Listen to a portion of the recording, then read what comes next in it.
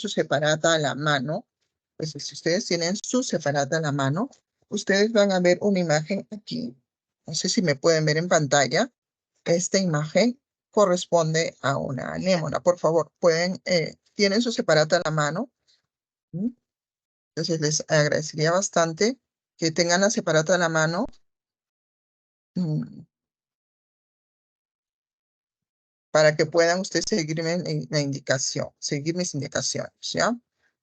Entonces, muy bien. Entonces, si pueden ver, en el caso de las anémonas, ustedes ven estos puntos que corresponden a las protoneuronas. Ellas van a formar una red, como una, una red de pescar. Así, exactamente se ve así. Y entonces las células neuronales, las protoneuronas, se comunican. ¿Para qué? Para dar una sola respuesta al estímulo. Eso significa, si ustedes, por ejemplo, se encuentran con una anémona, que siempre va a estar sentada fija en una roca, y ustedes la tocan, la anémona se va a contraer. Ustedes van a ver la respuesta al estímulo. Y eso se debe precisamente a que estas protoneuronas se comunican entre sí para dar esta única respuesta. Muy diferente a los poríferos, como ya les explicaba. ¿Correcto? Entonces, ya hay una red, ¿correcto? Este sistema nervioso es el más primitivo, porque ya es un sistema, es el más primitivo y se le dice sistema nervioso reticular, precisamente porque forma una red, ¿ya?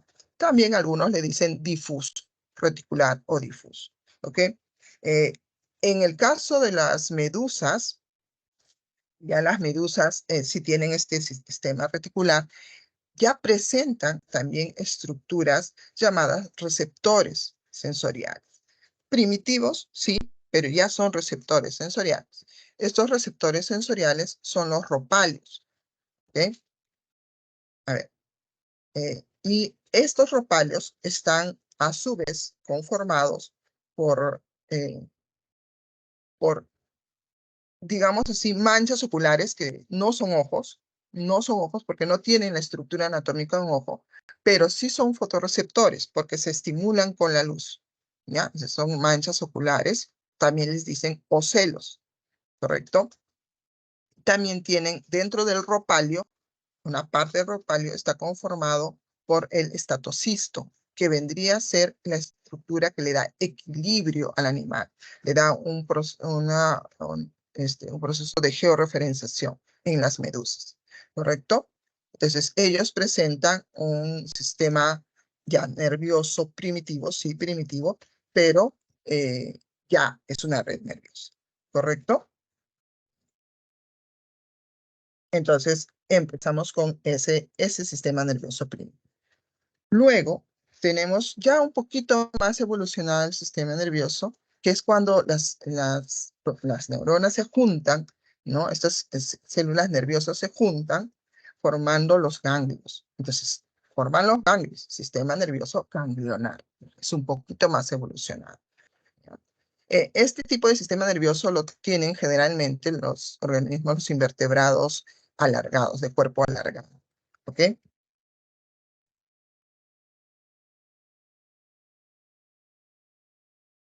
A ver, espera un minutito, por favor.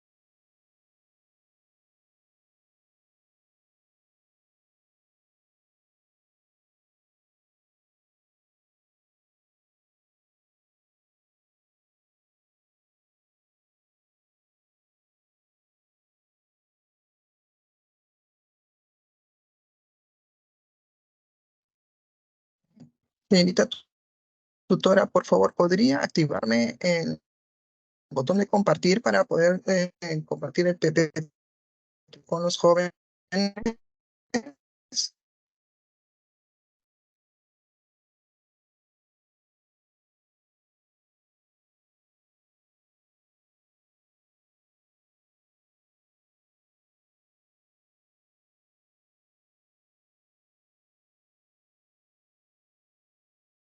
Bueno, mientras nos soluciona el problema, seguimos. Como les decía, el siguiente sistema nervioso vendría a ser el sistema nervioso ganglionar, ¿ok? Ya las células forman los ganglios. Generalmente son individuos invertebrados de cuerpo alargado. Ustedes tienen en su imagen de su separata esta imagen donde pueden ver estos invertebrados, ¿correcto? Bien. Entonces, primero tenemos a los anélidos. En el caso de los anélidos, ellos van a presentar dos ganglios cerebroides en la parte anterior del cuerpo, que vendría a ser la parte cefálica, ¿no? Estos ganglios cerebroides van a encontrarse tanto en la parte superior e inferior del esófago, por eso son los ganglios cerebroides supra e infraesofágicos, ¿no? Que están comunicados por el anillo circunesofágico. A partir de estos ganglios se desprenden dos cordones, que son los cordones nerviosos dorsales, ¿correcto? Y en cada segmento, en cada metámero, en cada anillo del animal, vamos a encontrar un par de ganglios, ¿ya? Y van a estar comunicados estos por estos cordones nerviosos dorsales, como les indico. El otro organismo que también presenta el sistema nervioso ganglionar son las planarias. En caso de las planarias, también presentan un par de ganglios cefálicos en la parte anterior, que vendría a ser la cabeza, y de ellos se van a desprender dos cordones nerviosos dorsales. En el caso de las planarias, estos cordones nerviosos se comunican entre sí por otros cordones, que son los cordones nerviosos transversales. Entonces le da esta forma de escalera. Por eso le dicen también cordón nervioso escaleriforme. ¿Ya? Entonces, ahí más o menos. En el caso de los moluscos, ellos van a presentar tres pares de ganglios. Tres. Un par de ganglios cefálicos, que van a manejar todo. Sí, Vargas, pregunta.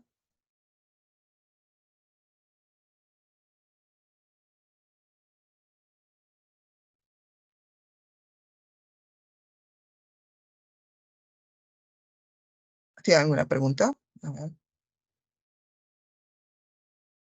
Página. Esa imagen no la tienen acá precisamente. Lo que tienen ustedes es el del calamar, ¿no? Ahí lo tienen. En el caso de los moluscos, como los cefalópodos, como los calamares, entonces ellos ya tienen un cerebro mucho más elaborado, ¿no? Tienen ganglios, sí, pero ya presentan un cerebro primitivo, ¿ok?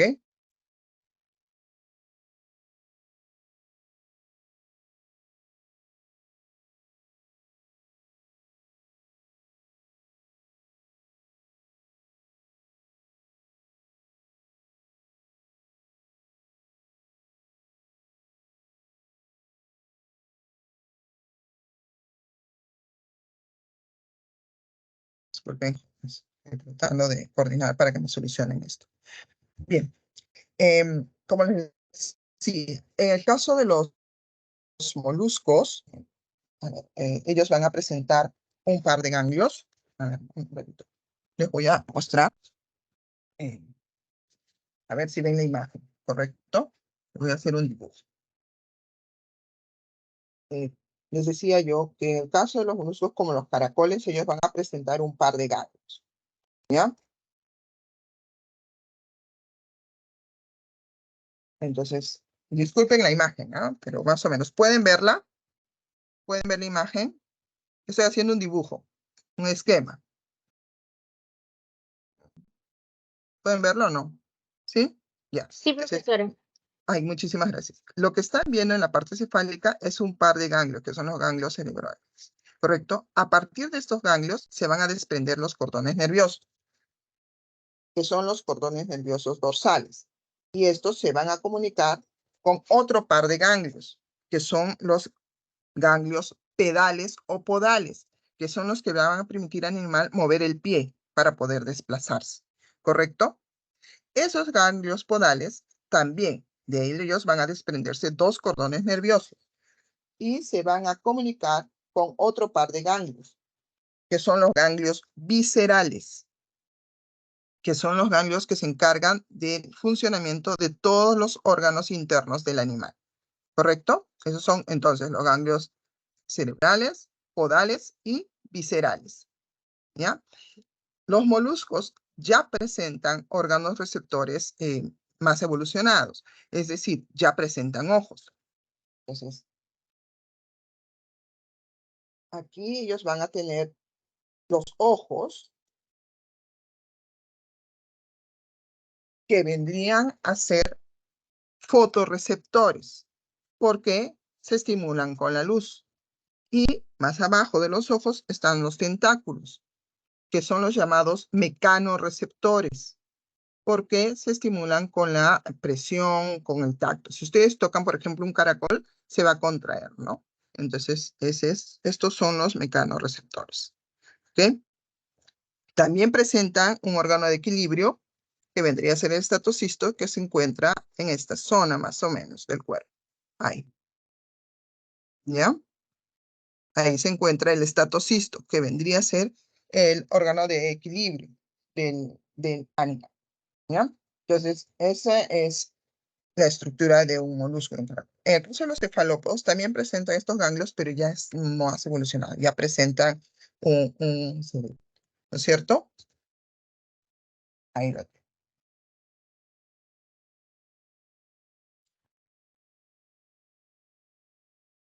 Ese es el sistema nervioso ganglionar. Un sistema nervioso más evolucionado ya vendría a ser el de los vertebrados, el sistema nervioso encefálico. Acá ustedes lo tienen. Este sistema nervioso encefálico va a estar conformado por el sistema nervioso central, que está constituido por el encéfalo, que vendría a ser ahí lo ven, ¿no? El cerebro, el cerebelo y el tronco encefálico y la médula espinal. ¿Ya? Entonces nosotros vamos a ver esto. ¿Ok? Ay, se me estaba pasando. Los equinodermos, como las estrellas de mar, tienen sistema nervioso ganglionar, por si acaso. Pero a diferencia de los insectos, de los invertebrados o los moluscos, que tienen un sistema nervioso bilateral, los equinodermos tienen un sistema nervioso radial. ¿Cuál es la diferencia? Bueno, si nosotros partimos longitudinalmente a un animal, como por ejemplo un anélido o una planaria, lo que vemos en el lado derecho se va a repetir en el lado izquierdo. Por eso es bilateral. En el caso de las estrellas de mar, es como partir una torta, ¿no? Como partir un queque. Entonces tiene un sistema nervioso radial, ¿ya? De simetría radial. Pero no importa cuál sea en realidad el sistema nervioso, todos ellos van a responder frente al estímulo. Absolutamente todos ellos responden frente al estímulo. ¿Correcto? Esta respuesta al estímulo se da desde los receptores sensoriales, el cual va a llevar la información hacia un centro nervioso. Este centro nervioso elabora la respuesta y envía la respuesta y se va a llevar a cabo la respuesta por un efector. Eso es lo que se conoce como el arco reflejo, que es lo que ustedes tienen acá. El arco reflejo. ¿Ok? Y aquí. ¿Ya? Entonces vuelvo a más o menos a repetir. ¿Cuáles son los órganos receptores? Los órganos de los sentidos, ¿no es cierto? Aquellos órganos que nos comunican con el medio externo, pero también pueden ser aquellos que nos comunican con el medio interno, ¿ya? Entonces, estos órganos van a captar el estímulo. Ese estímulo va a ser llevado vía sensitiva hacia el centro nervioso. La vía sensitiva está formada por las neuronas sensitivas, es decir, neuronas que llevan la señal de afuera hacia adentro o del punto del estímulo hacia el centro nervioso. El centro nervioso es el que procesa la información y elabora una respuesta. ¿Cómo está conformado el centro nervioso? Está conformado por el encéfalo y la médula espinal. ¿Ya? Ellos son el centro nervioso. Una vez que han formado el, el centro nervioso, perdón, una vez que el centro nervioso ha dado ya su respuesta, esta es enviada vía motora, es decir, usando neuronas motoras hacia un efector, que es la estructura que va a dar la respuesta. Puede ser un órgano, puede ser un músculo o puede ser las glándulas, ¿no? Entonces, esto es lo que se conoce como el arco reflejo. No confundan con el acto reflejo. El acto reflejo es lo que hace el efector. ¿Ya? Es lo que hace el efector. A ver, me dice que ya puedo compartir. Espera un minutito. Ujú.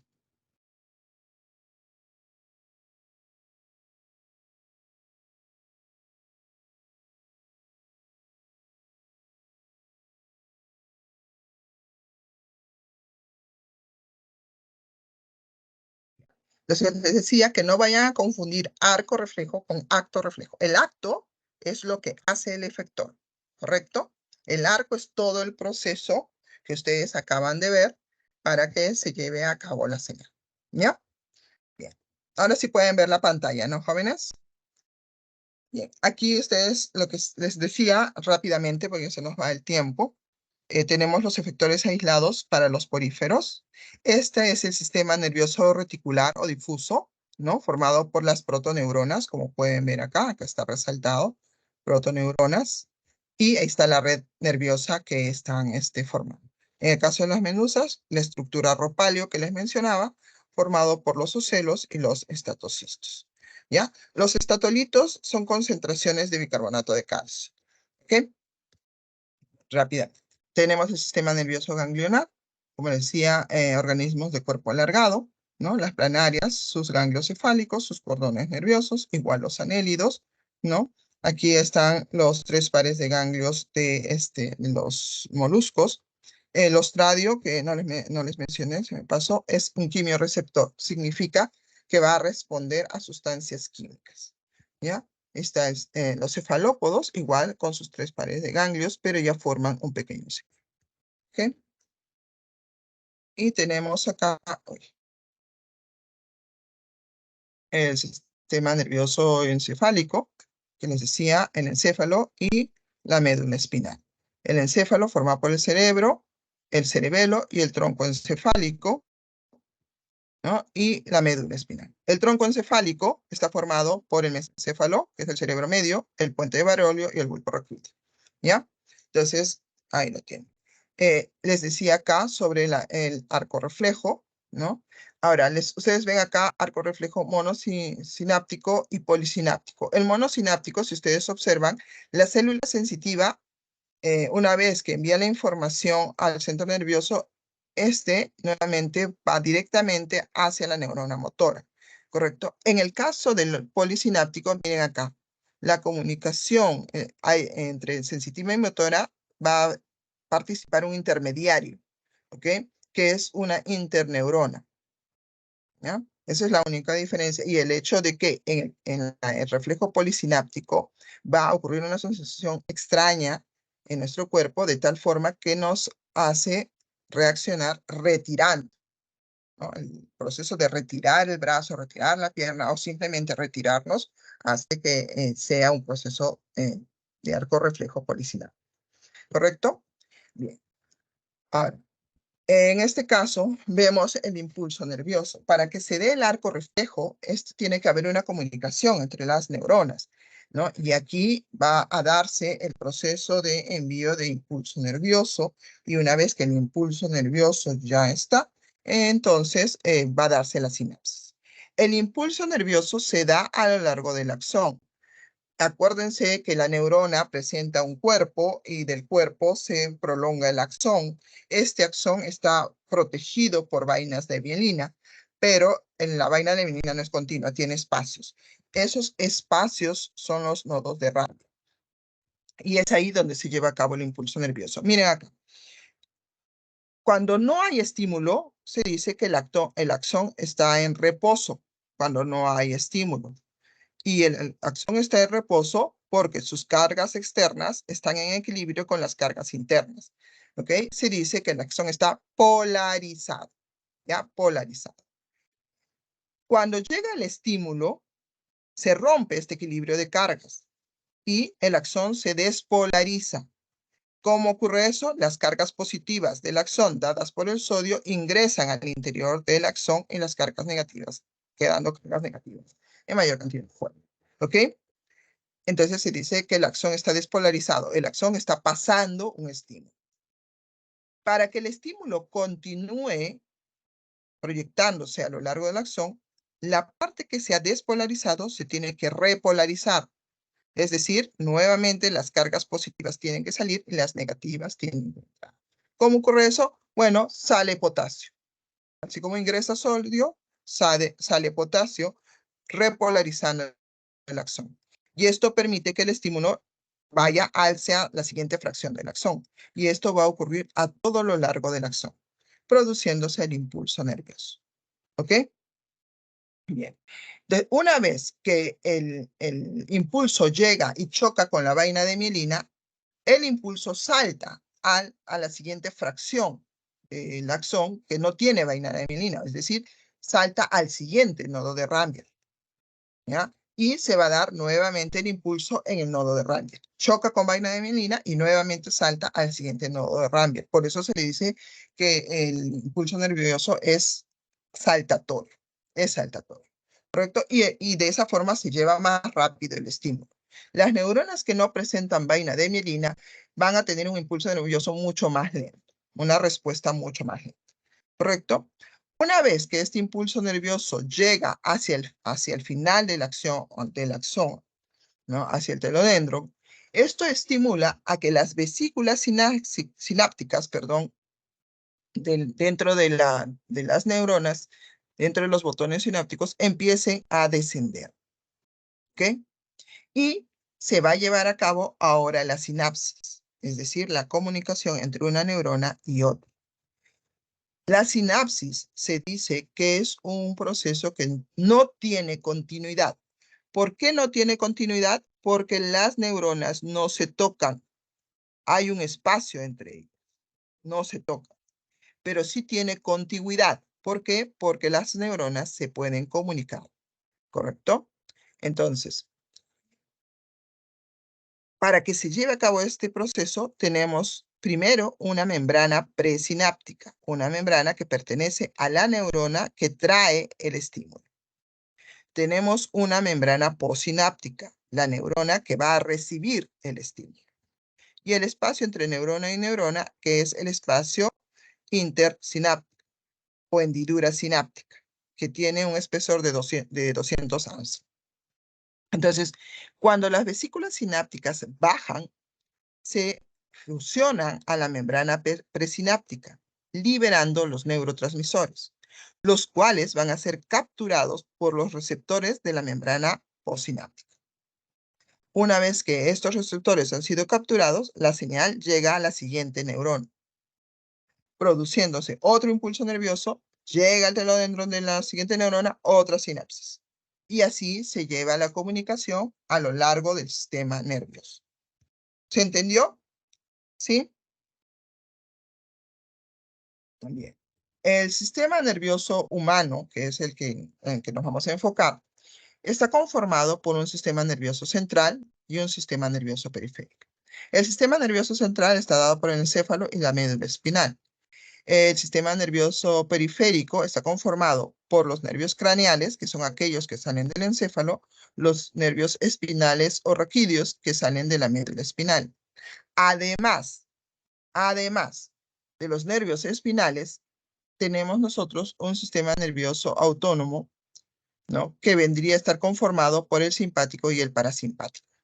¿Ya? El sistema nervioso autónomo o vegetativo, le dicen. ¿Ya?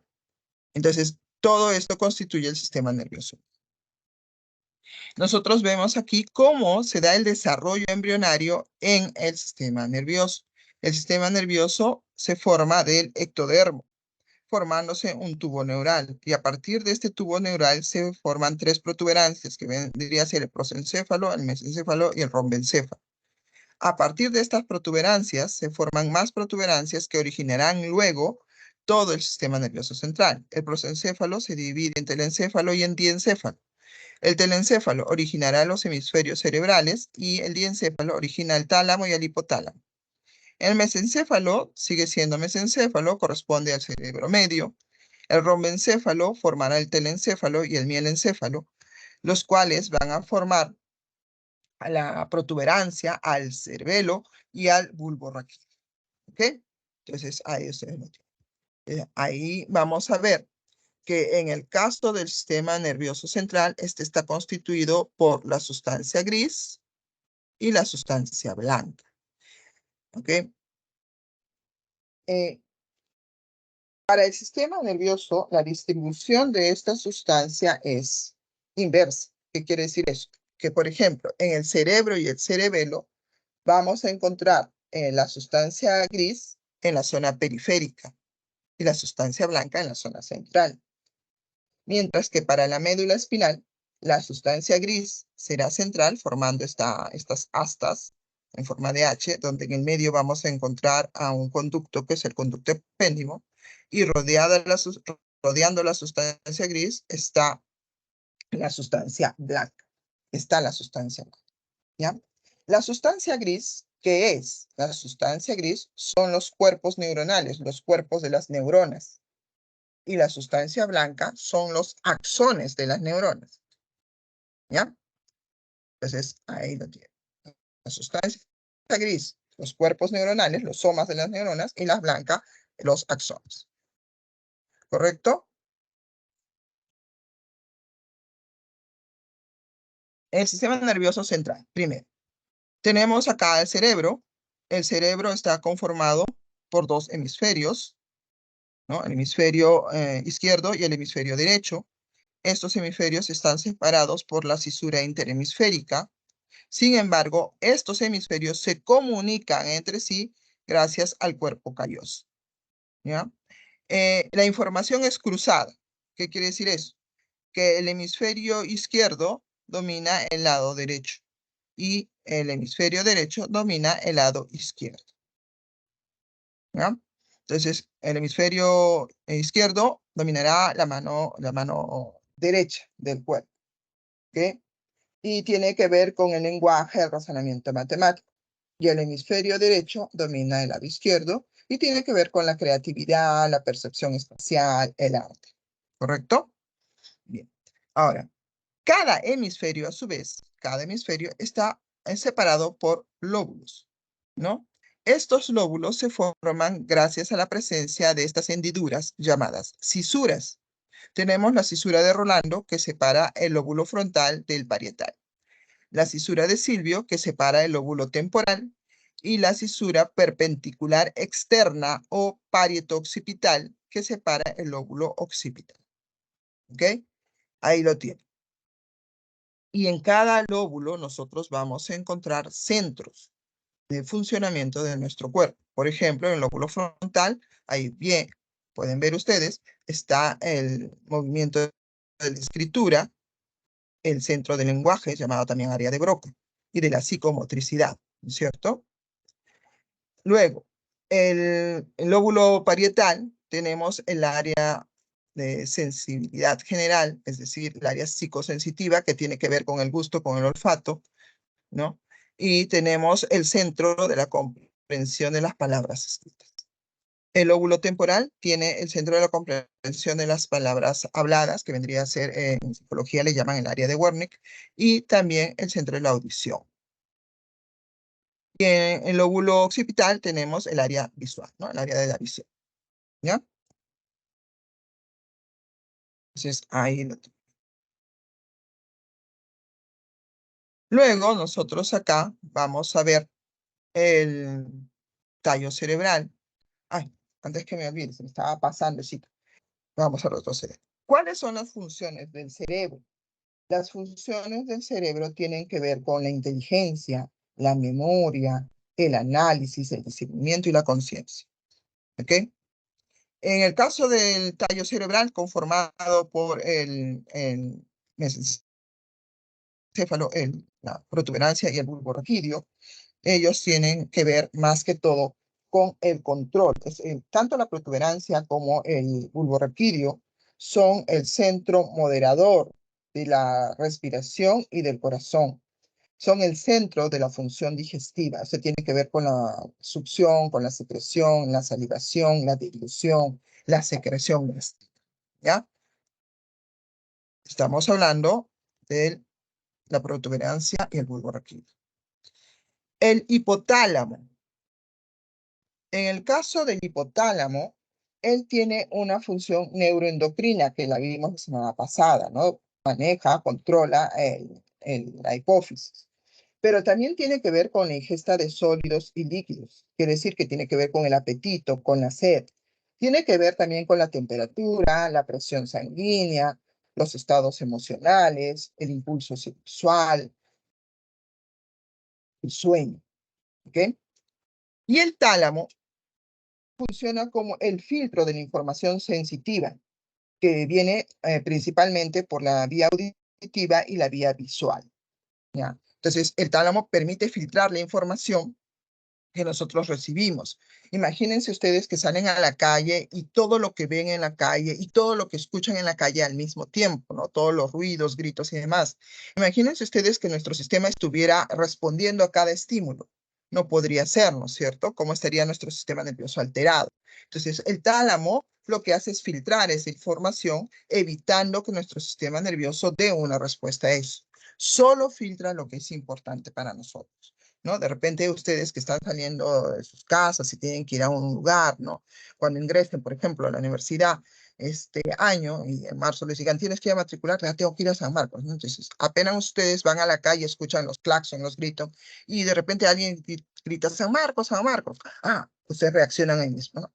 A pesar del ruido alrededor, lo importante para ustedes fue filtrado y obtuvo una respuesta, ¿ya? Entonces, eso es lo que hace el tálamo, ¿ya? En el caso del cerebelo, este es conocido como el árbol de la vida, por la forma que tiene, entonces ven acá, de ramificación, una disposición arbórea que tiene la sustancia blanca en el interior del cerebelo.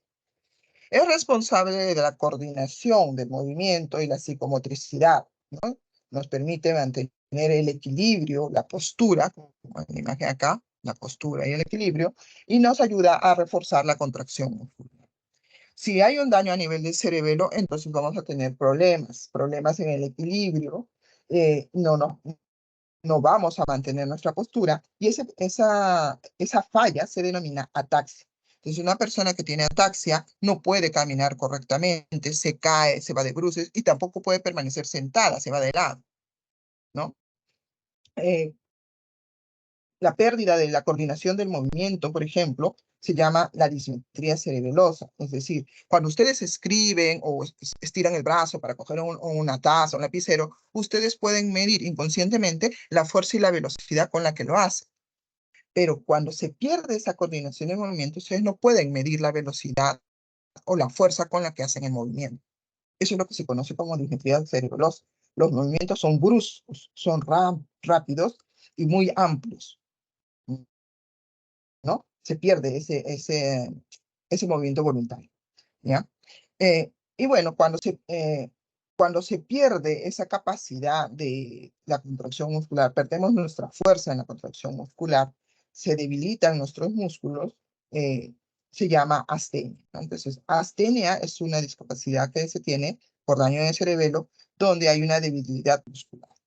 Y también puede darse la pérdida de la tonicidad muscular, ¿no? Ese tono, el grosor de nuestros músculos se pierden, se hacen delgaditos, y eso es la atonía, ¿ya? Eso es la atonía. Entonces, perdón, todo eso puede ocurrir en un daño al cerebro. Entonces, ustedes tienen ahí el sistema nervioso periférico, que está formado por los nervios craneales y los nervios raquídeos. Los nervios craneales en los vertebrados inferiores, como los peces, son 10 pares. En los vertebrados superiores, como los mamíferos, las aves, son 12 pares. Ustedes tienen acá los 12 pares. Ahí lo tienen, ¿no? son tanto sensitivos como motores, y hay otros que son mixtos, es decir, son sensitivos y motores al mismo tiempo. Y los nervios raquídeos, aquellos que salen de la médula espinal, los nervios craneales son aquellos que salen del encéfalo, ¿no? Y los nervios raquídeos son los que salen de la médula espinal. Tenemos los 8 cervicales, 12 dorsales, 5 lumbares y 6 sacros. Que en este caso aquí les han puesto 5 sacros y un par de nervios coccigeos, que vendría a ser dentro de los 6 sacros. ¿Ya? Luego tenemos, como les dije, el sistema nervioso vegetativo o autónomo, que es el simpático y el parasimpático. Estos son antagónicos. ¿Qué quiere decir que son antagónicos? Que realizan la misma función en sentidos opuestos. ¿Ok? Para que se acuerden, más o menos, el simpático nos permite mantener ciertas características cuando hacemos ejercicio, ¿no? Por ejemplo, las pupilas se dilatan, los bronquios se relajan, se acelera el corazón, ¿no? Se inhibe la secreción salival. Cuando hacemos ejercicio tenemos la boca seca, ¿no? Entonces, ¿por qué? Porque hay una inhibición en la secreción salival, ¿no? Mientras que el parasimpático son las características que nosotros tenemos cuando estamos relajados, ¿no? Se contrae la pupila, se estimula la secreción salival, se reduce los latidos cardíacos, ¿no? Esos son antagónicos, ¿ya? Las meninges son las capas que protegen el sistema nervioso central, ¿no? La más externa es la dura madre, es la que está en contacto con la estructura ósea, ¿no? Luego está el aracnoides, que es la capa media, y hay un espacio, y luego está la pía madre, que es la capa interna, la que está pegada al encéfalo o al médula espinal, ¿ya? Entre el aracnoides y la pía madre está el espacio subaracnoideo.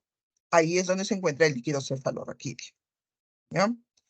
Eh, el sistema nervioso nos permite, como les dije, la irritabilidad, y para eso nosotros tenemos los órganos, los receptores sensoriales, que están conformados por los órganos de los sentidos. Estos receptores sensoriales son mecanoreceptores, fotorreceptores, quimioreceptores, termorreceptores y nociceptores. Mecanoreceptores se estimulan con la presión. Fotorreceptores se estimulan con la luz. Quimioreceptores se estimulan con las sustancias químicas. Termorreceptores se estimulan con la temperatura. Y los nociceptores nos permiten sentir el dolor. Dentro de los órganos sentidos tenemos el tacto. Ustedes tienen ahí, también en su separata, tienen estas imágenes. ¿Okay? Entonces, ahí son, a ver, déjenme ver si son las mismas, ¿ya? Entonces, tenemos ahí el corpúsculo de Krauss, que es acá el primero, el corpúsculo de Krauss, que es un termorreceptor.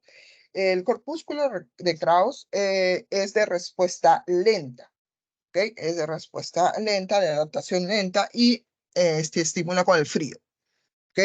Tenemos luego el corpúsculo de Meissner, que es el siguiente. Es un mecanoreceptor, se estimula con la presión suave, con el tacto. Luego el corpúsculo de Pacini, que es un nociceptor, permite captar el dolor. El corpúsculo de Ruffini también es un mecanoreceptor, permite sentir la presión. Sin embargo, también es un termorreceptor. Ojo, Ruffini es un termorreceptor también de adaptación lenta que permite detectar el calor, ¿no? Los discos de Merkel también son mecanoreceptores, se estimulan con la presión, ¿no? Con la presión. Luego están las terminaciones nerviosas libres, que son nociceptores que permiten captar el dolor, ¿ok? Bien. Luego tenemos el sentido de la audición. Tenemos aquí el pabellón auricular, el canal auditivo externo, que conforman el oído externo.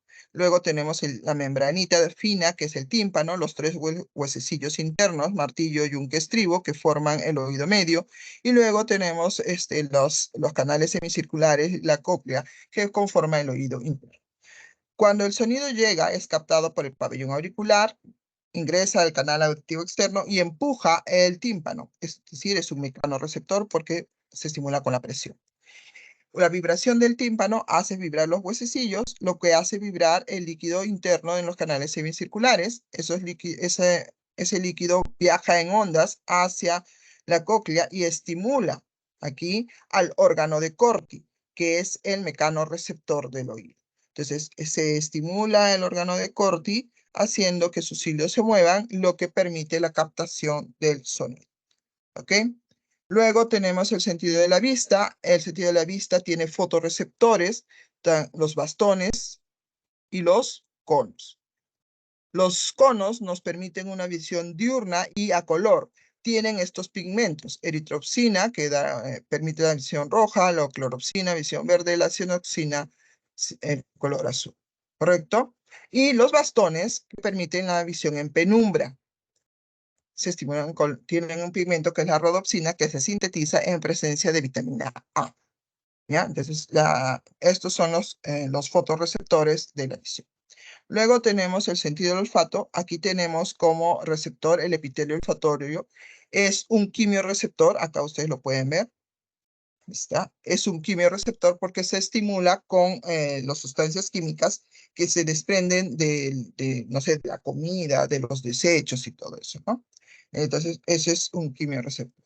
Luego tenemos el sentido de gusto. Aquí tenemos las papilas gustativas, que son quimioreceptores también, porque se estimulan con las sustancias químicas de los alimentos. ¿Ya? Rápidamente pasamos a lo que es la reproducción. 20 minutos que nos quedan. Tenemos que la reproducción es el proceso por el cual un individuo puede generar nuevos individuos de la misma especie. Esta reproducción puede ser asexual o sexual. La reproducción asexual se da con la presencia de un individuo, no requiere gametos y aquí no hay variabilidad genética. ¿Okay? En organismos unicelulares tenemos como reproducción sexual la división binaria o fisión binaria, que es cuando de una célula madre por mitosis se generan dos células hijas idénticas en tamaño y genéticamente también. ¿Okay? Aquí a quienes tenemos a la mayoría de los protozoarios y también a las bacterias. La gemación es cuando se forma una yema en la célula madre, esta es más pequeña, y esta yema se desprende o puede quedar igual fija en la célula original, generando dos células hijas, una más pequeña que la otra, ¿no? Esta quien la lleva a cabo, unos hongos llamados levaduras, ¿no? Que se utilizan para la panificación o para la elaboración vitivinícola. La esporulación es cuando la célula se divide su núcleo muchas veces, varias veces, y cada núcleo es rodeado por el citoplasma y forma su propia membrana. Y luego al salir rompen la membrana de la que fue la célula madre. ¿Quién realiza este tipo de proceso? Los protozoarios parásitos como Plasmodium, por ejemplo. ¿Ya? En los organismos pluricelulares tenemos la reproducción vegetativa, en el caso de las plantas. La reproducción vegetativa es llamada así porque se toma un fragmento, un órgano de la planta para producir otra planta. Aquí no participan los gametos, se puede usar un pedazo de tallo, un pedazo de hoja, y de ese pedazo de tallo y hoja se originan nuevas plantas. Los estolones, por ejemplo, ¿no? En el caso de los estolones, estos son tallos que van a crecer sobre la superficie del suelo y a lo largo del tallo vamos a encontrar internudos que van a originar nuevas plantas, nuevos individuos. Aquí el ejemplo clásico es la fresa, pero también tenemos la mora, ¿no es cierto? Luego tenemos acá los rizomas, que también son tallos alargados, longitudinales, pero son subterráneos. Igual, a lo largo del tallo van a ver estos internudos donde permite el desarrollo de nuevos individuos. ¿Quiénes acá? Por ejemplo, los helechos, también tenemos el quión, ¿no? Luego tenemos los tubérculos, como en el caso de la papa. Los tubérculos son tallos subterráneos también, que a partir de estos tallos subterráneos se pueden generar nuevas plantas. Se pueden plantar un pedazo de papa y de ese pedazo de papa se va a generar una nueva planta. Luego están los bulbos, como la cebolla, el ajo, en la que si ustedes, por ejemplo, ponen una cebollita sentadita sobre un vaso con agua donde las raíces tocan el agua, entonces, y esperan un tiempo, van a darse cuenta que de ese bulbo crece otro bulbo a su lado, ¿no? O sea, genera un bulbo, ¿ya? Entonces, esa es la reproducción vegetativa. Y luego tenemos la reproducción por esporas, ¿no? Tenemos un individuo que es el esporangio, que por meiosis produce las esporas. Las esporas germinan, caen al suelo y generan un nuevo individuo. ¿Ok? Entonces, esa es la reproducción asexual en organismos pluricelulares, en plantas y hongos. En los animales hay reproducción asexual también y este es por gemación. Si ustedes observan acá, el individuo madre empieza a dividirse parte de su cuerpo generando un nuevo individuo. Este nuevo individuo crece lo suficiente para desprenderse del individuo madre. ¿Ok? Eso es por gemación. Y por regeneración es la capacidad que tiene el organismo de regenerarse, como las planarias. Ustedes tienen un individuo madre acá, lo cortamos y cada pedacito de ese individuo generará nuevos individuos. Esta es la reproducción por regeneración o fragmentación, también le dice, ¿ya? Antes de hablar de la reproducción sexual, si nos alcanza el tiempo, tenemos que hablar de la división celular. La división celular es el proceso por el cual la célula va a formar nuevas células. Este proceso tiene la etapa de interfase y la fase M, que vendría a ser la fase de división. La interfase es la etapa de mayor actividad de la célula. Aquí la célula se prepara para dividirse. Tenemos dentro de la interfase la fase G1 o prereplicativa. ¿Qué ocurre en la fase G1 prereplicativa? La célula duplica el número de organelas, duplica su síntesis de proteínas, duplica el número de proteínas y por tanto aumenta su citoplasma. En la fase S, la fase de síntesis o replicación, aquí lo que ocurre es que el ADN se replica, se duplica. En esta fase también se van a sintetizar las proteínas indispensables para este proceso. Luego tenemos la fase G2, que en esta fase se van a sintetizar las estructuras necesarias para que se lleve a cabo el proceso de mitosis o de división celular. ¿Ok? Y luego está la fase M, que es la fase de mitosis. Aquí vamos a ver procesos de citocinesis, la división de la célula, y cariocinesis, división del núcleo. En la mitosis vamos a ver diferentes etapas: la profase, metafase, anafase y telofase. La profase, ¿qué ocurre en la profase? Bueno, la carioteca desaparece, la cromatina empieza su condensación, los centriolos viajan hacia los polos de la célula, formando el uso acromático o uso mitótico. La metafase, la cromatina ha llegado a su punto máximo de condensación, se observan los cromosomas, los cuales están alineados en la zona ecuatorial, los centriolos han llegado hacia los polos, el uso acromático se ha terminado de formar y se ensambla o se engancha a los cromosomas. La anafase, el uso acromático se contrae separando a los cromosomas, separando las cromátides hermanas, llevándolo hacia los extremos de la célula. La telofase, se forma nuevamente la carioteca, la cromatina se descondensa y ocurre la citocinesis, en la contracción de la célula del anillo de contracción por acción de las actinas y se separa en dos células. La mitosis es un proceso ecuacional. ¿Qué quiere decir eso? Quiere decir que la célula madre inicia con un número de células que puede ser diploide o haploide y las células hijas serán idénticas a la madre. Si la madre es diploide, las células hijas serán diploides. Si la madre es haploide, las células hijas serán haploides. Son idénticas. No hay una variación en el número de cromosomas. El número de cromosomas se mantiene constante en la mitosis y la llevan a cabo células somáticas, cualquier célula de cuerpo o organismos que realizan la reproducción asexual. ¿Ok? Bien. Luego, en la otra división está la meiosis. A diferencia de la meiosis es reduccional. Aquí sí vamos a ver la reducción en el número de cromosomas. En la meiosis vamos a ver también que las células madre y las células hijas son diferentes, no solo morfológicamente, sino genéticamente también, porque las células hijas van a tener la mitad del número de cromosomas de la madre. ¿Ok? Meiosis, tenemos meiosis 1 y meiosis 2. De estas dos meiosis, la meiosis 1 corresponde a la etapa reduccional de la meiosis. La meiosis 2 es más bien en la etapa ecuacional. ¿Ok? Es decir, el número de cromosomas se reduce en meiosis 1 y se mantiene ese número en meiosis 2. ¿Ya? Tenemos aquí la profase 1, la metafase 1, anafase 1, telofase 1 y en la meiosis 2, la profase 2, metafase 2, anafase 2 y telofase 2. En la profase 1 tenemos eventos importantes como, acá ustedes lo tienen, el leptoteno. ¿Qué ocurre en el leptoteno? La carioteca, la membrana del núcleo desaparece, la cromatina inicia su proceso de condensación. Luego está el cigoteno. ¿Qué ocurre en el cigoteno? La sinapsis y la formación de los bivalentes. ¿Qué quiere decir eso? Quiere decir que los cromosomas homólogos se empiezan a buscar y empiezan a emparejarse. Forman parejas de cromosomas homólogos en el cigoteno. En el paquiteno se produce el crossing over. Quiere decir que los cromosomas se condensan de tal forma que hacen intercambio de información genética en varios puntos de los cromosomas homólogos. Y luego está el diploteno. Ya ha hecho el intercambio de información genética, los cromosomas se van separando y quedan puntos de unión. Esos puntos son los quiasmas. Los quiasmas son puntos de evidencia donde ha habido el intercambio de información genética. ¿Ok? Y luego está el cigoteno, que es cuando los quiasmas se van hacia los extremos de los cromosomas, produciendo la terminalización del proceso. Una vez terminada la profase 1, ocurre la metafase 1, que vendría a ser que los cromosomas homólogos están en la zona ecuatorial, fijos ya al uso acromático, uso mitótico. En la anafase 1, los cromosomas homólogos se separan por la contracción del uso acromático y se dirigen hacia los polos de la célula. En la telofase 1 se forma la carioteca y se produce la citocinesis, la división de la célula. Entonces, si la célula empieza con 20 cromosomas,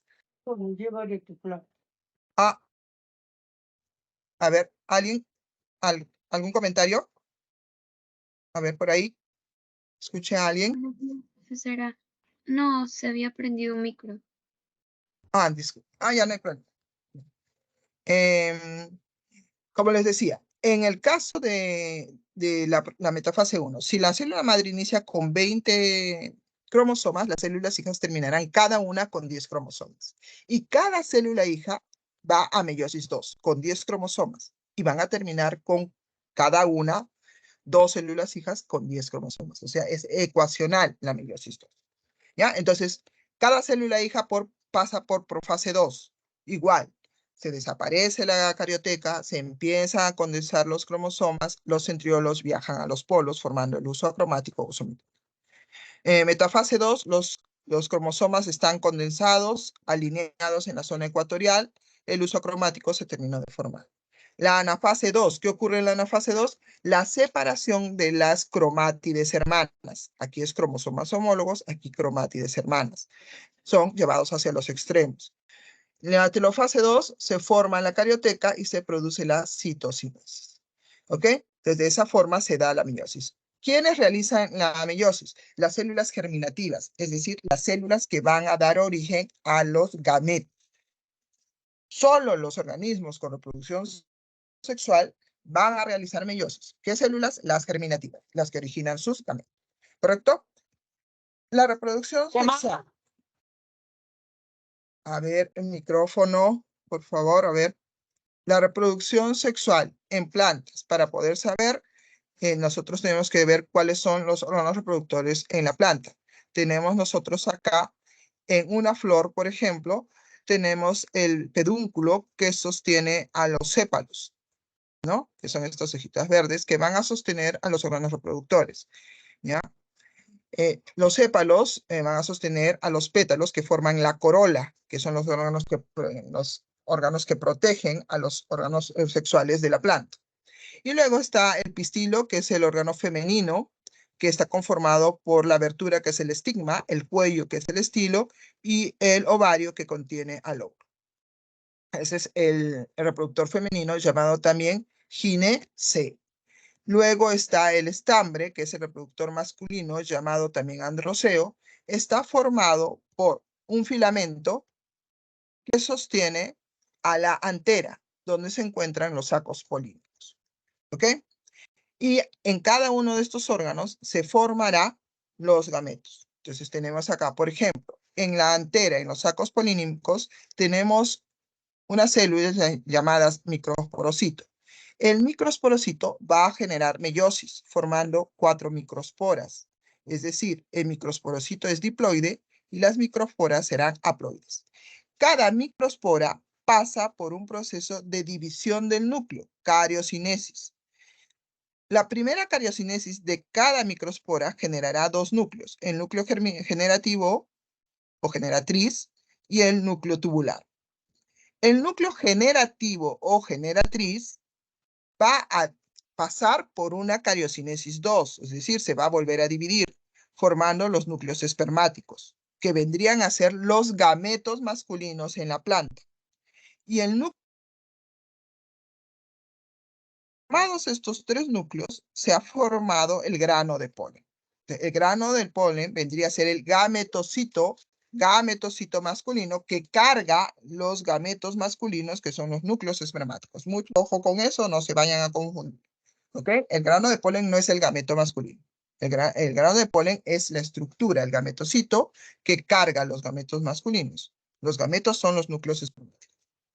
En el caso de del megasporocito, tenemos el megasporocito, que vendría a ser la célula que se encuentra en el ovario del pistilo.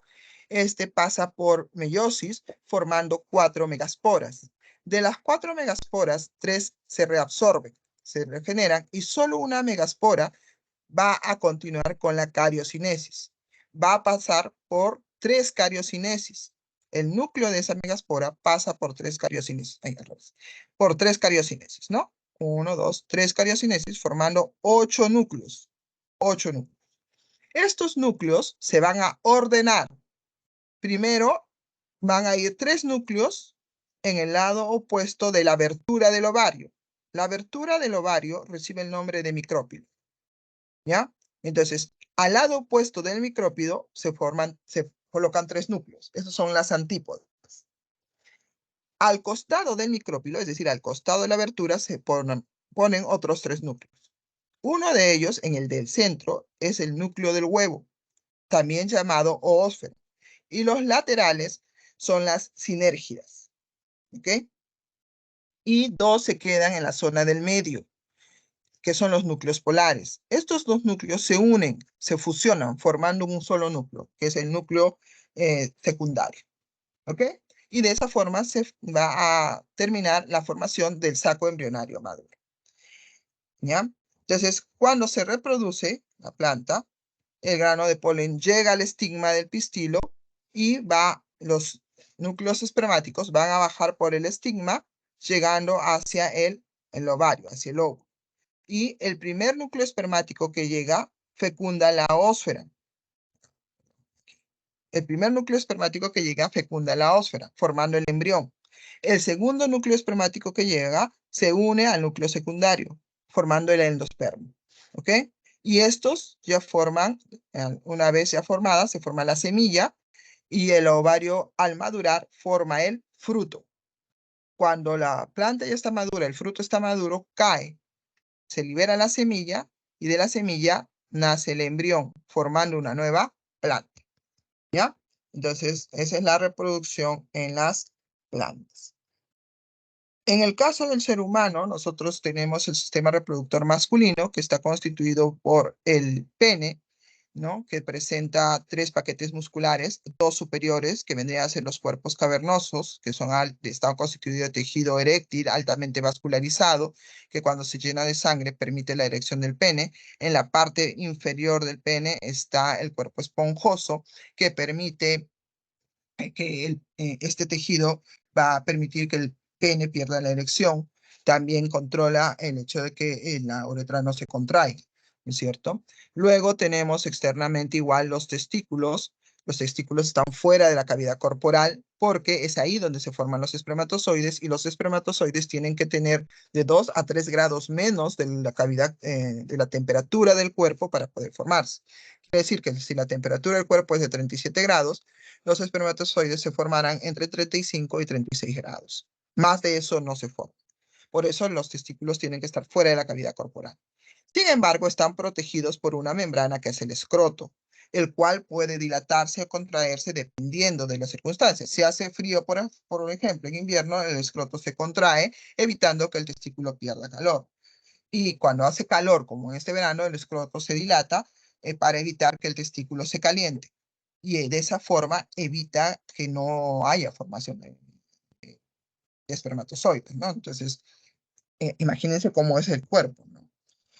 Bien, luego tenemos nosotros aquí 3 glándulas importantes. Tenemos la próstata, tenemos la glándula de Cooper y la vesícula seminal, está acá, ¿no? Que van a conformar, pues, el fluido seminal, el cual va a permitir el transporte de los espermatozoides que son formados en los testículos. Entonces, en los túbulos seminíferos de los testículos se forman los espermatozoides y estos van a almacenarse en el epidídimo, que es donde van a madurar, van a adquirir su movilidad y su capacidad de fertilidad. Los espermatozoides salen por los conductos deferentes y gracias al fluido seminal que tiene fructuosa, los espermatozoides van a obtener la molécula energética para poder movilizarse. ¿Ok? Eh, en el caso de las mujeres, pues tenemos nosotros acá externamente los labios mayores, los labios menores y la entrada de la vagina, ¿no? Internamente está el útero, las trompas de falopio y el ovario. Y es en el ovario donde se forma el gameto femenino. ¿Ok? Eh, ya creo que ella me está avisando que es su tiempo de... A ver, chicos, nos ganó la hora. En 2 minutitos más para explicarles la gametogénesis, solamente 2 minutos, ¿ya? En el caso de la gametogénesis, tanto masculina como femenina, igual. Para la formación de los espermatozoides, nosotros tenemos la espermatogonia, que es la célula madre de los espermatocitos, ¿no? La espermatogonia va a dividirse formando las espermátidas. Las espermátidas van a pasar por meiosis 1, meiosis 2, formando estas células que van a entrar a un proceso de diferenciación formando los espermatozoides. ¿Ya? Entonces, vuelvo a repetir, la espermatogonia forma el espermatocito primario de primer orden. Este pasa por meiosis 1, meiosis 2, formando las espermatogonias, y esta se diferencia formando los espermatozoides. En el caso de y esto se da a partir de los 11, 12 años en el varón. Se inicia su proceso de gametogénesis a los 11, 12 años, y el varón no termina de formar espermatozoides sino hasta que se muere. Entonces, por eso pues, ustedes pueden ver personas mayores, viejitos, que tienen hijos con mujeres jóvenes, como Melcochita, por ejemplo, ¿no? Que tienen como 80 años y tienen hijos pequeños, ¿no? En el caso de la mujer es diferente. La mujer inicia su formación de gametos cuando está en el vientre de la mamá, ¿ok? Y termina cuando llega a los 40, a los 45, 50 años con la menopausia. Entonces, se forma en el vientre, mientras que la niña está en el vientre de la madre, se forman los ovocitos primarios o de primer orden. Los ovocitos primarios de primer orden se van a formar hasta que la niña nazca. Una vez que la niña nace, se interrumpe la gametogénesis hasta que la niña entra a la pubertad, a su primera menstruación, la menarquia. Entonces, este ovocito va a meiosis 1, formando el ovocito secundario de segundo orden y el primer cuerpo polar. El ovocito secundario o de segundo orden va a pasar a meiosis 2 con una condición, si es que hay fecundación. Si es que hay fecundación, el ovocito secundario de segundo orden o de segundo orden forma el, el óvulo y el segundo cuerpo polar. ¿Ok? Entonces, una vez formado el óvulo, que se ha unido con el espermatozoide, se forma el cigoto. Los cuerpos polares se reabsorben. Esto si es que hay fecundación. Si no hay fecundación, el ovocito secundario se pierde en la menstruación. ¿Ya? Entonces, cuando ocurre la fecundación va a ocurrir en el tercio externo de las trompas de falopio, o el tercio anterior de las trompas de falopio, formándose el cigoto. A las 80 horas de haberse formado el cigoto, inicia su proceso de división, formando la mórula, luego la blástula, la cual se implanta, y ya implantada la blástula se transforma en gástrula, la cual originará los diferentes tejidos, que luego originarán los diferentes órganos y sistemas. ¿Ya? Listo, chicos, creo que aquí nos quedamos. Esta parte creo que la tienen en su separata. Y aquí les dejo las claves. Yo lamento mucho que hayamos tenido estos pequeños problemas y que hayamos tenido que correr. ¿Ok? Ya vamos a tener una mejor coordinación la próxima vez. ¿Listo? Entonces nos vemos la próxima clase, chicos. ¿Ya? Descansen sus 5 minutos, por favor. Muchas gracias, profesora. No, más bien disculpen, gracias a ustedes por estar aquí. Ya nos vemos.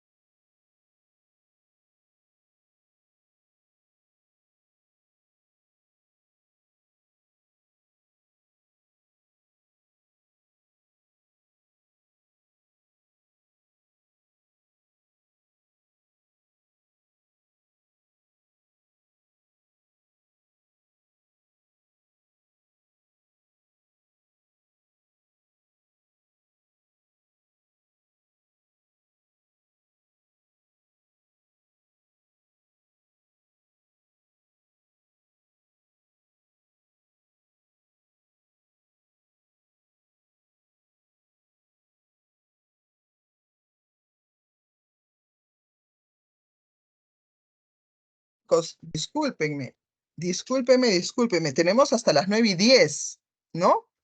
Ay, discúlpenme. Ay, voy a compartir y vamos a hacerlo más tranquilos. Yo estaba preocupadísima. Están aún ahí, ¿no? Hola, chicos. Sí, Ay, sí. ¿por qué no me dice, profesora? Tenemos tiempo. Yo estaba preocupada. Ay, Dios mío, discúlpenme. De verdad. eh, Vamos a hacerlo entonces más tranquilos. Ya hasta las 9:10 tenemos, ¿no?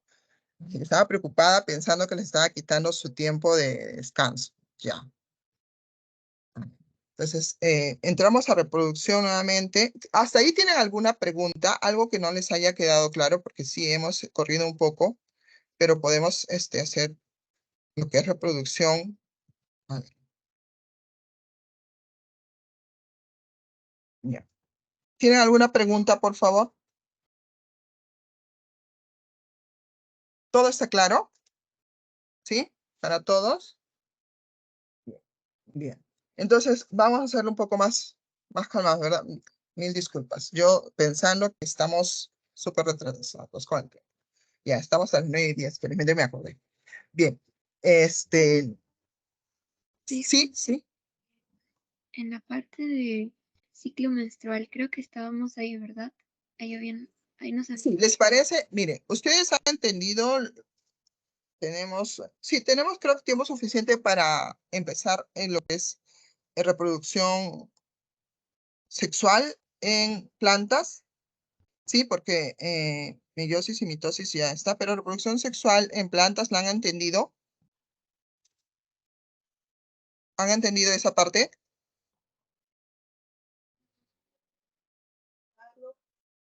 Pregunten, no tengan vergüenza. Sí han entendido. Ya, entonces empezamos con reproducción humana, ¿correcto? Sistema reproductor humano. Ahí, perfecto. Entonces, en el caso del sistema reproductor humano, como les decía, eh, para el varón, la, la gametogénesis se inicia en la pubertad, ¿correcto? Entonces, cuando llegan a los 11, 12 años, ellos inician la producción de espermatozoides y ellos no van a terminar esa producción de espermatozoides hasta el momento en que se muere. ¿Ya? Como les comentaba, en el caso de Melcochita, por ejemplo, un hombre de más de 80 años tiene hijos pequeños precisamente porque tiene la capacidad de producir espermatozoides. ¿Ya? Entonces, los varones van a producir espermatozoides hasta que se mueren. Los espermatozoides se producen en los testículos, en los túbulos seminíferos, ¿correcto? Y una vez que se han formado, estos salen hacia el epidídimo, donde van a alcanzar su madurez. Quiero decir eso, que van a alcanzar su movilidad y su capacidad de fertilidad, y luego van a ser enviados por el conducto deferente hacia la zona de la uretra y ahí va a confluir con la vesícula, el fluido seminal, perdón, con el fluido seminal que tiene pues fructosa y además este fluido seminal es indispensable porque va a permitirle protección al espermatozoide, ¿correcto? Entonces, este fluido seminal va a protegerlo de la acidez de la uretra en el varón, de la acidez de la vagina en la mujer, además de que el espermatozoide tiene que sobrevivir eh, en este cuerpo ácido de la uretra, también tiene que sobrevivir en la acidez de la vagina de la mujer, ¿no es cierto? Entonces, este fluido seminal le da esta protección al espermatozoide, además de que tiene fructosa y le da energía, ¿ya? Entonces, en el caso de los varones, la célula que genera los espermatozoides, les decía yo, era la espermatogonia. ¿Ok? Aquí, la espermatogonia. Ustedes lo tienen ahí. ¿Ok? Esta espermatogonia, por mitosis, genera el espermatocito primario de primer orden. Ahí lo tienen. Este espermatocito primario o de primer orden entra a meiosis. Meiosis 1, formando el espermatocito secundario o de segundo orden. Acá está. ¿Ok? El espermatocito secundario o de segundo orden, ¿no?, pasa a meiosis 2, formando las espermátidas, que vendrían a ser estas células, las espermátidas. ¿Ok? Las espermátidas pasan por un proceso de diferenciación. llamado espermiogénesis. Quiere decir eso que aquí ya no se divide, sino que el contenido de las espermátidas, el contenido de esta célula se va ordenando. Por ejemplo, los acrosomas, que son paquetes de enzimas que son formados en el aparato de Golgi, se van a un extremo de la membrana, ¿correcto?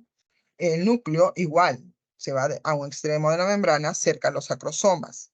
La mitocondria se va al extremo opuesto, de tal forma que entre el acrosoma y el núcleo forman la cabeza del espermatozoide. Y luego, empaquetadas las mitocondrias, forman el cuello. Y luego se forma el flagelo. Y esto es porque, acuérdense que la mitocondria es la organela que genera energía. Entonces, la mitocondria le va a permitir generar energía al espermatozoide para que pueda mover el flagelo y pueda transportarse. ¿Ya? Entonces, ese es el proceso de diferenciación o espermogénesis por el que pasan las espermátidas. ¿Ya? Que vendrían a ser estas células. Entonces, esa es la gametogénesis en el varón. En el caso de las mujeres es diferente, les decía.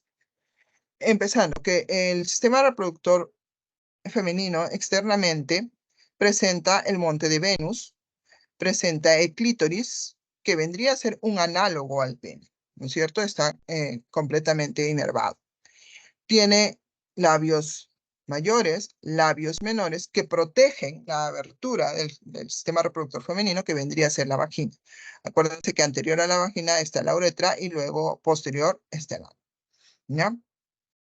Internamente, entonces, tenemos la vagina, que es un órgano elástico, está el útero, están las trompas de falopio y los ovarios. Si nosotros hacemos un corte transversal al ovario, lo que vamos a observar es precisamente diferentes estadios de la formación del gameto femenino, que vendría a ser el ovocito secundario. ¿Ok? Entonces, ¿cómo se da la formación del ovocito secundario? Inicia con una célula madre que es la ovogonia, ¿ya? Ahí ustedes lo tienen. Y les decía que la ovogonia en la mujer se forma en la etapa prenatal, es decir, cuando la niña está en el vientre de su madre, inicia a los 3 meses más o menos de gestación, de formación, inicia la producción de sus gametos. La ovogonia por mitosis, forma el ovocito primario o de primer orden, por mitosis. Y durante todo el tiempo que la niña esté en el vientre de su madre, solo va a generar ovocitos primarios o de primer orden. Durante todo el tiempo. Una vez que la niña nace, esta ovogénesis se detiene. Entonces la niña ya nace con determinados números de ovocitos primarios o de primer orden. Se va a detener y va a reiniciar cuando la niña llega a la pubertad, es decir, entre los 11, 12, 13 años, depende de cada persona, cada mujer es diferente. Con la menarquia, la primera menstruación, inicia entonces el ovocito primario de primer orden, la meiosis 1, formando el ovocito secundario o de segundo orden, y el primer cuerpo polar. ¿Ok? Entonces, ahí se continúa, perdón, con la ovogénesis. ¿Correcto? Y en este caso, va a luego darse una meiosis 2, pero les decía que aquí hay una condición, si es que hay fecundación. Si hay fecundación, entonces el ovocito secundario pasa a meiosis 2, formando el óvulo. ¿Ok? Formando el óvulo. Y el segundo cuerpo polar. El primer cuerpo polar forma dos cuerpos polares más, estos se reabsorben y el óvulo termina de fecundarse completamente con el espermatozoide formando el huevo o cigoto. ¿Ok? Esto sí hay fecundación. Si no hay fecundación, el ovocito secundario de segundo orden se pierde en la menstruación. ¿Y qué es la menstruación? La menstruación es el proceso por el cual el cuerpo de la mujer se prepara por si hubiera una fecundación. Y esto es mensual. Todos los meses el cuerpo de la mujer pasa por este proceso. Todos los meses el cuerpo de la mujer prepara un óvulo. Mientras que en el hombre los espermatozoides se forman constantemente, en la mujer es uno al mes. ¿Ok? Y este proceso se llama ciclo menstrual. El ciclo menstrual inicia con la menstruación. Inicia con la menstruación. El primer día del ciclo menstrual es la menstruación. ¿Y qué ocurre en la menstruación? Ocurre la pérdida del endometrio. El endometrio vendría a ser, acá, vendría a ser la membrana que recubre la pared interna del útero. Ese es el endometrio. Y es un tejido altamente vascularizado. Es por eso que cuando se desprende hay sangrado. ¿Ok? Entonces, en la menstruación se desprende el endometrio, hay pérdida de endometrio y pérdida del ovocito secundario. ¿Ya? Entonces, eso es la primera etapa dentro del ciclo menstrual, la menstruación. Luego de que ocurre este proceso que dura 4 días, 6 días, dependiendo del cuerpo de la mujer, inicia el proceso de secreción de hormona folículo estimulante. Una vez que se inicia el proceso de secreción de hormona folículo estimulante, se empieza a formar el ovocito secundario, el folículo. El ovocito secundario es esta célula que ustedes observan, ¿no? En el centro. Y las células que la rodean forman lo que se conoce como la teca. Entonces, la secreción de la hormona folículo estimulante permite la formación del folículo, es decir, ovocito secundario y teca. Una vez que se está formando la teca, esta permite la secreción del estrógeno, otra hormona, que permite el estrógeno la formación de un nuevo endometrio. Todo esto en la segunda etapa del ciclo menstrual, que es la fase folicular, la fase folicular. ¿Ok? Luego viene una etapa cortita del ciclo menstrual, que es la ovulación. ¿Qué ocurre en la ovulación? Miren acá, se dispara la secreción de la hormona luteinizante y la hormona folículo estimulante. La secreción de la hormona luteinizante y folículo estimulante permite la liberación del ovocito secundario. ¿Hacia dónde se libera? Hacia las trompas de falopio, porque es ahí donde va a ocurrir la fecundación, hacia las trompas de falopio. ¿Ok? Entonces, esto solamente es el periodo más corto del ciclo menstrual, ¿ya? Entonces, una vez que se ha secretado LH, la luteinizante y la folículo estimulante, se libera el ovocito secundario hacia las trompas de falopio.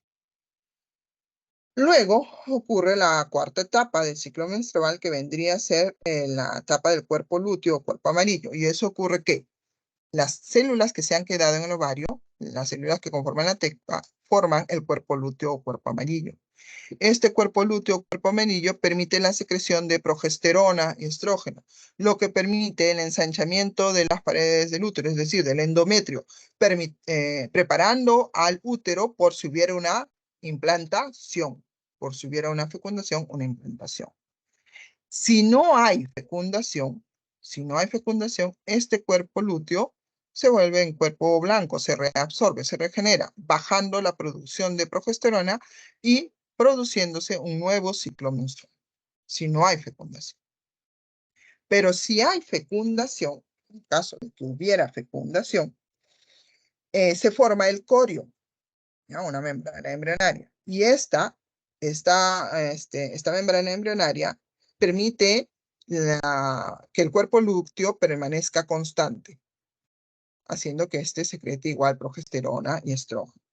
Mientras que el corio produce una hormona, la hormona gonadotropina coriónica. La hormona gonadotropina coriónica se va a secretar durante los 5 primeros meses de embarazo y esta va a evitar que haya una nueva ovulación o que el endometrio se desprenda. Entonces, para eso es la hormona gonadotropina coriónica. Y después de los 5 meses, pues ya la hormona va disminuyendo, ¿no? Entonces, y es además esta hormona gonadotropina coriónica la que se detecta en los test de embarazo. ¿Ya? Entonces, este es el ciclo menstrual. ¿Está claro? ¿Alguna pregunta respecto a esto? Ahora, el periodo del ciclo menstrual va a variar. Ojo, puede ser 28 días, 32 días, 30 días, 31 días. Eso depende de cada mujer. El cuerpo de cada mujer es diferente, ¿no? Entonces, no todas tienen un ciclo menstrual constante, continuo. ¿no?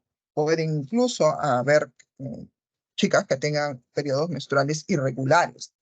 A veces les viene el ciclo menstrual en un mes, al mes siguiente no, ¿no? Entonces, el cuerpo de cada mujer es diferente. ¿Ya? ¿Está claro? Sí, profesora, disculpe, yo tenía una consulta. Sí, sí. En la etapa folicular, ¿por qué razón se liberaban los estrógenos? ¿Cómo? No, a ver, no te entendí. ¿Puedes repetir? Sí, en la etapa de secreción de la hormona folicular, ¿por qué también se liberaban los estrógenos? ¿Aquí? ¿En la FSH? Sí, ¿Te refieres a esto? Ya. ¿Quién libera? Primero, ¿quién libera el estrógeno? La TEC. la T. Acuérdate que la folícula estimulante estimula la formación del folículo, del ovocito secundario. Estas células que rodean al ovocito secundario se llaman TEC y estas permiten la secreción del estrógeno. Van a secretar estrógeno. ¿Para qué? Para que se forme un nuevo endometrio. Acuérdate que se ha perdido el endometrio en menstruación, entonces se tiene que volver a formar, ¿ok? Para que al engrosarse el útero esté preparado por si la blástula caiga y se tenga que implantar. ¿Sí? Ok, Miss, muchas gracias. ¿Alguna otra pregunta?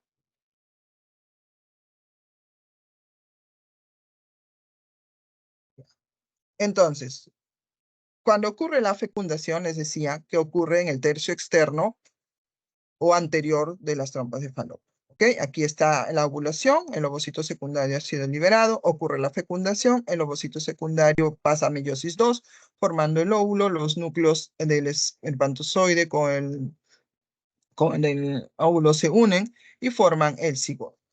¿Ok? Forman el cigoto. El cigoto a las más o menos 30 horas de haberse formado, inicia su división. Y a las 80 horas más o menos ya se ha formado una estructura de varias células. Durante todas esas horas, las células se van dividiendo, dividiendo, ¿no? Cada pequeña célula recibe el nombre de blastoma, ¿ok? Y forman la mórula, ¿ya? A las 80 horas de haberse ya fecundado, se forma la mórula, con pequeñas células llamadas blastomas. El cigoto no ha aumentado su tamaño, sigue siendo el mismo, solo que está formado ya no de una, sino de varias células. Todo el proceso es por mitosis. Acuérdense que ya está formándose un individuo, ¿ok?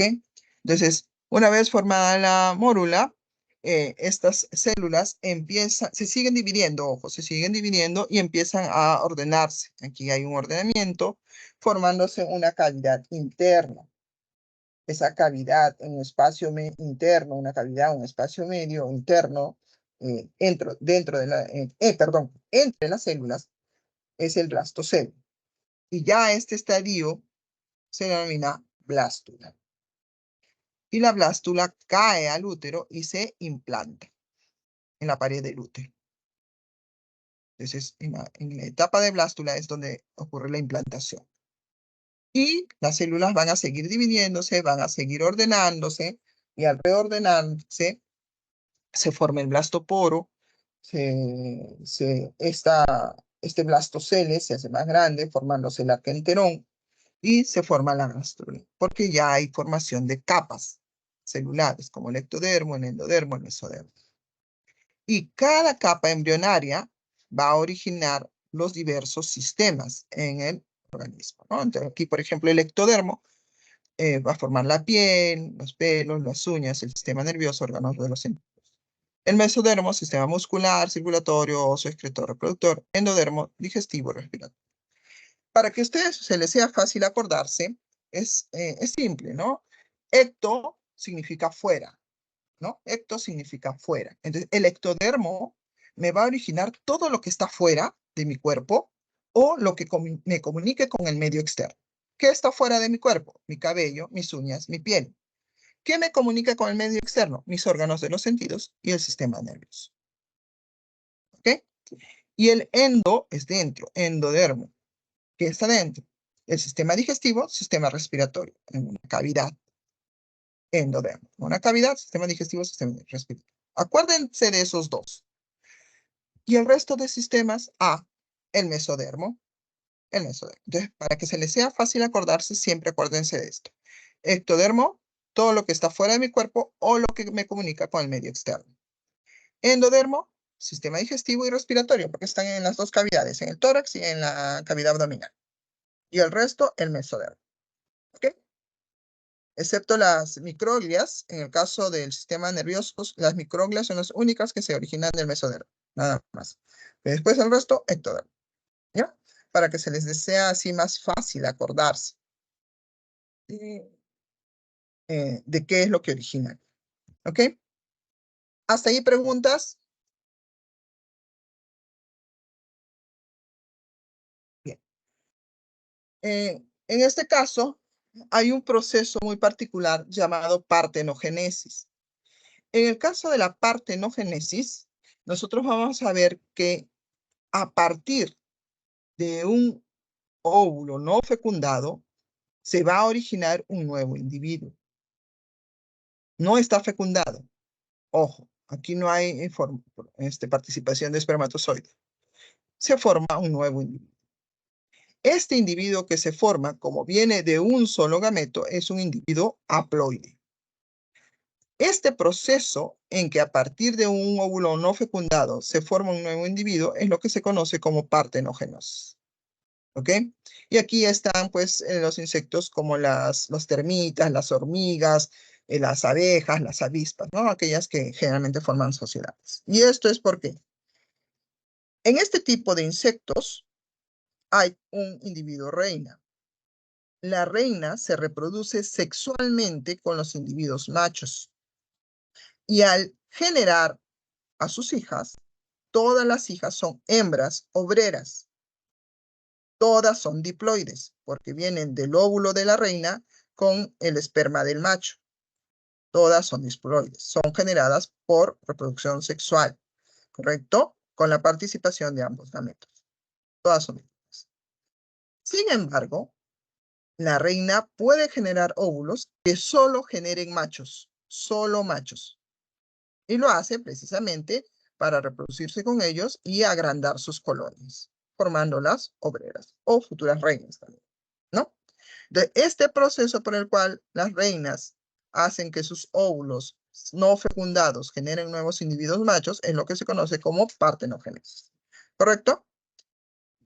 Y la clasificación según su nacimiento, pues tenemos organismos, primero los ovíparos que nacen a partir de un huevo. Los huevos son colocados en el medio externo, son incubados y el embrión se alimenta del vitelo, la yema del huevo. Aquí tenemos las aves, los reptiles y un grupo de mamíferos que son los monotremas. Aquí tenemos a los ornitorrincos y los equinos, ¿no?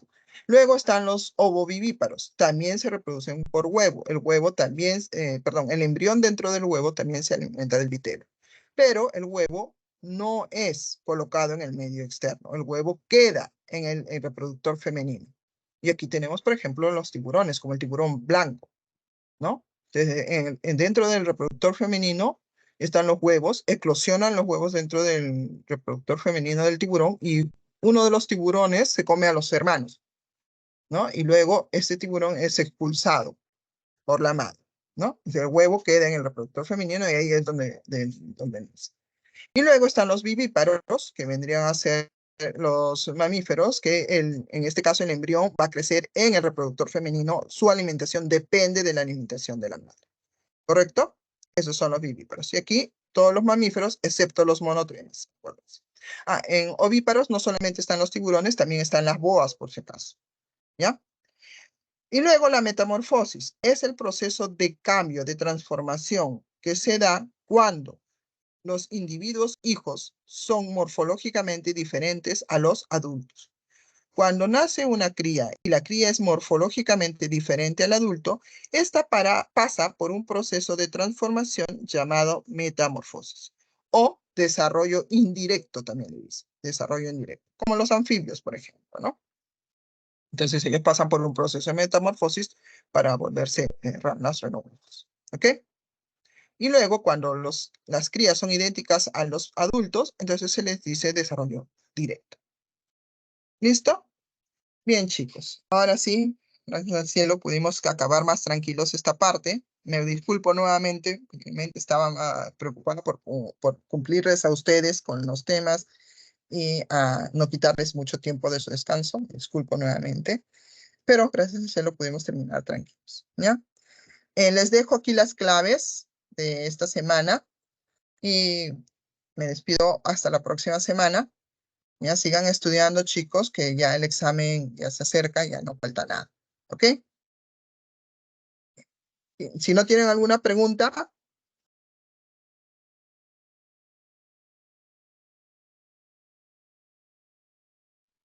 No, Miss, por mi parte no. muy bien. Entonces, sí, ahora sí ya nos vemos la próxima clase, ¿sí? Por favor, estudien, ya no falta nada para el examen. ¿Ok? Chao. Gracias. Disfruten su día.